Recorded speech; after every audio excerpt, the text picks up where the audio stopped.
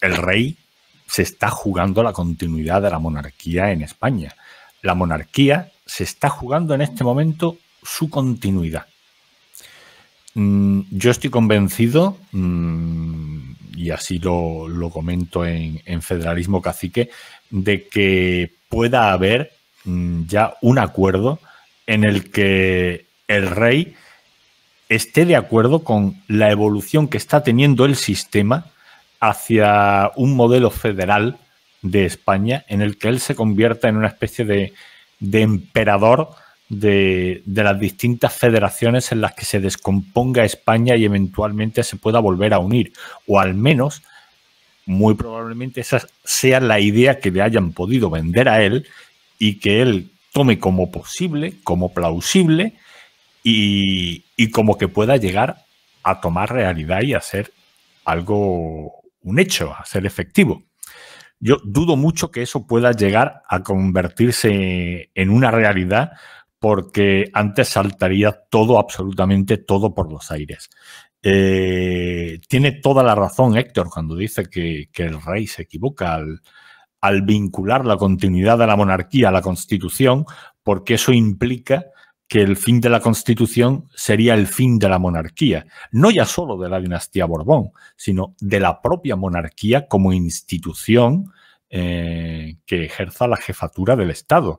Y también esas acciones de símbolo que le otorga la Constitución, y bueno, y no solo la Constitución, sino también el legado de la historia, convierte a las monarquías en cualquier lugar donde hay una monarquía, pues evidentemente la monarquía encarna el legado histórico y cultural de la nación sobre la que rige esa corona.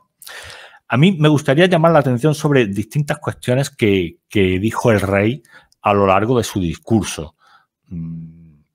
Es un discurso que como ha dicho Iván, Héctor, se centró especialmente, o prácticamente todo el discurso, en hablar de la Constitución, en pedir el cumplimiento de la Constitución, la unidad de la Constitución, la integridad de la Constitución, bla, bla, bla de la Constitución y más Constitución. Todo era Constitución en el discurso del rey Felipe en la pasada Nochebuena. Aquí habría que preguntarse, ¿por qué? ¿Por qué el rey siente esa necesidad de hacer un discurso centrándose de forma exclusiva en la Constitución? La única conclusión a la que podemos llegar es que el propio rey ve que la Constitución está en peligro, que hay algo que está amenazando la integridad de la Constitución, la capacidad de la Constitución para ser la primera norma de rango jerárquico en el ordenamiento jurídico español, y que eso se está tambaleando. Y que como ese edificio constitucional se está desmoronando, se tambalea, cimbrea, no tiene un asiento firme en las instituciones sobre las que se levanta la Constitución, pues el rey siente la necesidad de hacer un discurso reivindicando lo que él considera que son las bondades de la Constitución. Y cuando reivindica esas bondades, pues el señor pues quiere decir grandes cosas, pero dice grandes tonterías. Y no solo dice grandes tonterías, sino que dice incluso lo contrario de lo que la realidad nos está contando. Entre las tonterías que dices hay algo que me ha llamado mucho la atención, porque es que llega a decir que tenemos empleos y familias gracias a que la Constitución nos permite que tengamos empleos y familias. Es algo... Es apoteósico. Es como si gracias a la Constitución cada día saliera el sol, los días se sucedieran unos a otros y la Tierra pudiera tener sus movimientos de rotación, de traslación, de bamboleo que permiten las estaciones, y el universo mundo se rige gracias a la Constitución española. No, esto no es así, evidentemente. De hecho, algo muy grave que dijo Felipe en su discurso y que llama mucho la atención son cosas como que la Constitución es el mayor éxito político de nuestra historia reciente. ¿Cómo es posible que el rey afirme que la Constitución es nuestro mayor éxito político reciente si tiene la necesidad de reivindicar la Constitución porque la propia Constitución se está desmoronando? ¿Dónde está ese éxito? Si usted necesita reivindicar la Constitución, es porque esa Constitución es un fracaso total. No solo porque se esté desmoronando la Constitución propiamente, sino porque está amenazando la integridad del sujeto constituyente español, de la nación política española. Habla de que es la Constitución la que garantiza la unidad de España y la que ha permitido superar divisiones pasadas. Pero vamos a ver, ¿de qué divisiones pasadas nos está hablando usted? De la dictadura. ¿Está diciendo usted que las divisiones que había en España era durante la dictadura? O sea, no durante la guerra civil, sino durante la dictadura.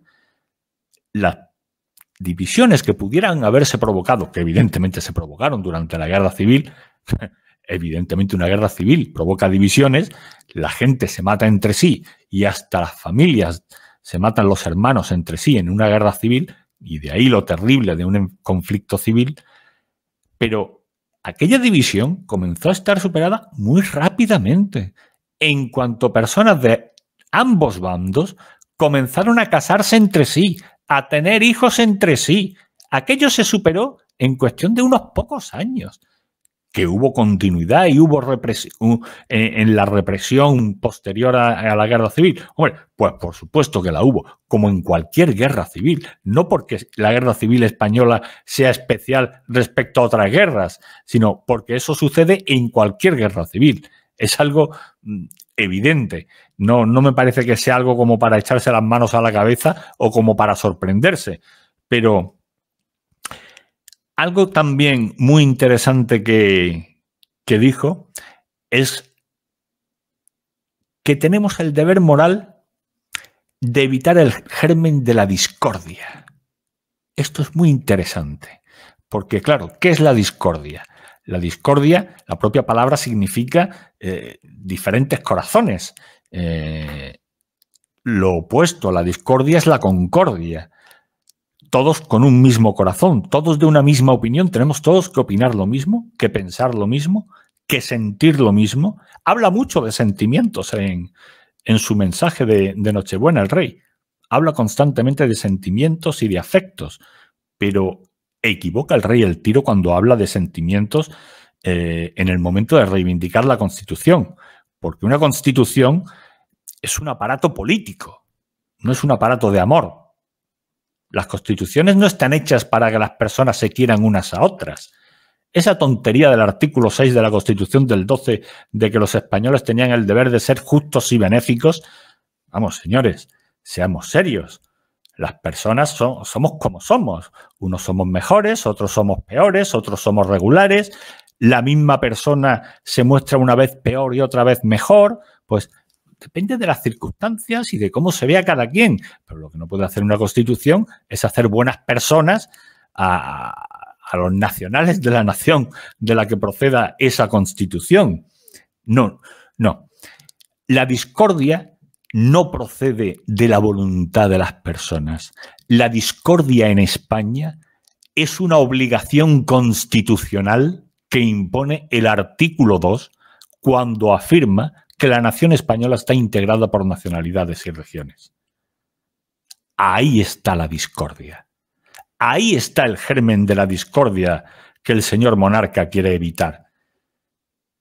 Esa discordia no se puede evitar en la voluntad de los españoles.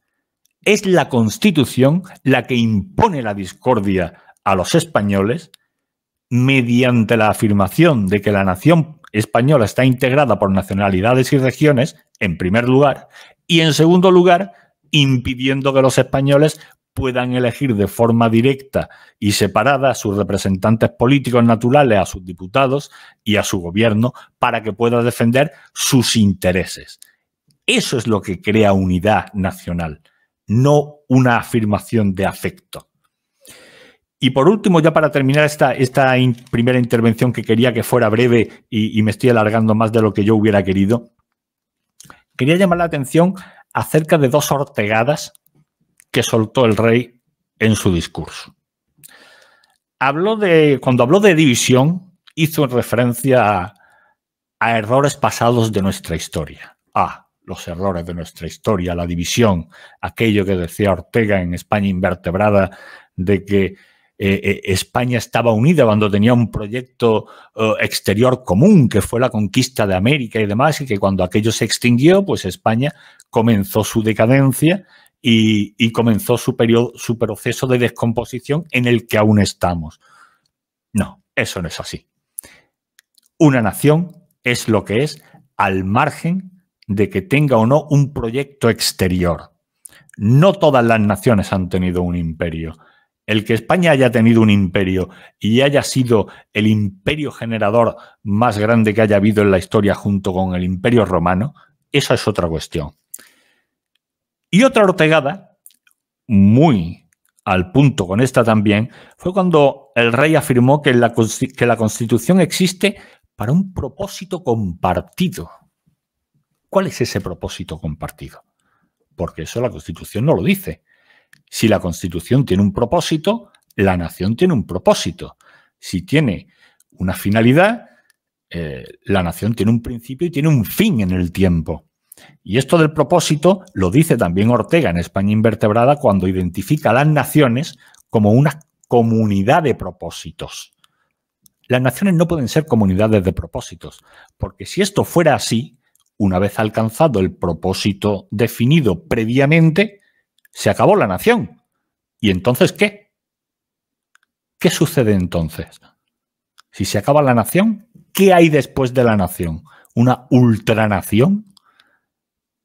Vamos a tener la necesidad de crear una escatología nacional también para una posnación una vez cumplida los propósitos que se puedan haber predeterminado en un instante anterior. Todo esto son locuras sin pies ni cabeza.